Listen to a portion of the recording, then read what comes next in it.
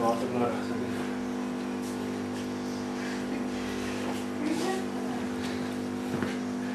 Ja. Ek maar dus ek dink is nou al 4 vliegtuie, 'n helikopter. Jo, Weet so, is dit wat se werk is dit? Wat se ek werk vir Otto en Truck Tires. Die eienaar van die plek is Rob, hy besit die plek. Otto en Truck Tires. Ja. Maar Ons hoe maak ou so baie geld met dit? Laat ek so sê, op hierdie stadium Ja. is ons die grootste retailer onder een dak in die wêreld.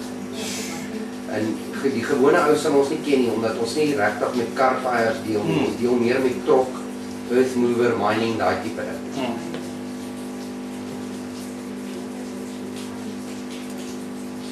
Sjoe, maar dan maak hy goed geld, hè? Ja, hy maak geld. There's no two ways about it. Jy sien, ons het ook verskillende divisions. Ons het, obviously ons het die technical division, sales division, dispatch, warehouse, en dan het ons nog 'n rim division, 'n breakdown division. So daar's verskillende divisions. En elke division, in die laaste 3 maande, is way over target. En dit is nuwe rekords wat hulle geslaan het. So, Okay. die ons doen baie goed. En vir die myne ook. Wat ek sou sê, op hierdie stadium moet ons eers ons DE reg kry voordat ons die myne ingaan. Maar as ons die myne eers ingegaan het, gaan dit groot geld wees.